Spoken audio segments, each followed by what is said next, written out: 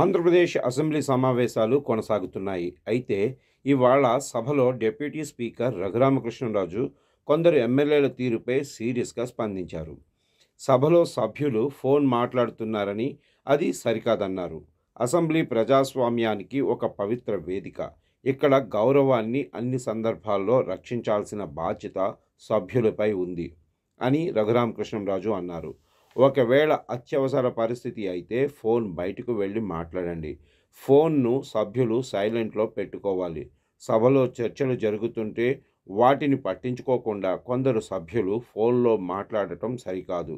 ఇది విజ్ఞప్తి. విజ్ఞప్తులు 1-2 సార్లు మాత్రమే ఉంటాయి అన్నారు.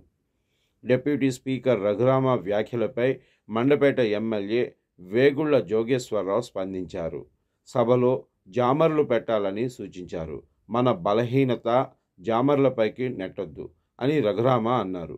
సభ్యులు ఫోన్స్ విషయంలో సహకరించాలని, పరిస్థితిని అర్థం చేసుకోవాలన్నారు.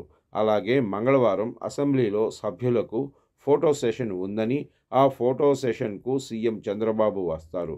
డిప్యూటీ సీఎం పవన్ కళ్యాణ్ కూడా రావాలి అన్నారు. అప్పుడే ఫోటోకు నిండుదనం వస్తుంది అన్నారు. ఏపీ అసెంబ్లీ సమావేశాల్లో ఉపాధి హామీ పథకంలో అవకతవకలకు సంబంధించి శాసనసభలో సభ్యులు అడిగిన ప్రశ్నలకు డిప్యూటీ సీఎం పవన్ కళ్యాణ్ సమాధానాలిచ్చారు. గత ప్రభుత్వ హయాంలో జాతీయ ఉపాధి హామీ రాజకీయ ఉపాధి హామీ పథకం అయ్యిందని ఎమ్మెల్యేలు చేసిన వ్యాఖ్యలపై స్పందించారు.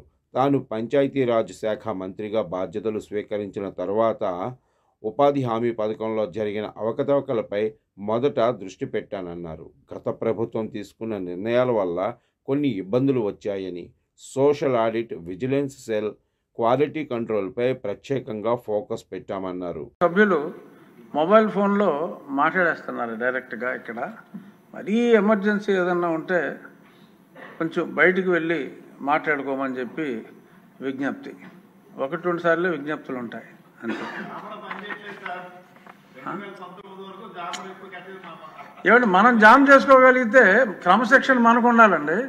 అందుకని ఇప్పుడు ఫోన్ సైలెంట్లో పెట్టుకుంటే ఏదైనా ఇంపార్టెంట్ మెసేజ్లు ఉంటే వస్తాయి. అర్జెంట్ మెసేజ్ ఉంటే మీ అవసరం ఉన్నప్పుడు అర్జెంట్ అని పెట్టినప్పుడు మీరు బయటికి వెళ్ళి మాట్లాడుకోవచ్చు.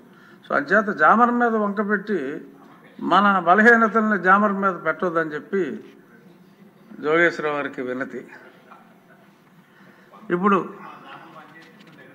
క్వశ్చన్ నెంబర్ 727 అచ్చెన్నాయుడు గారు.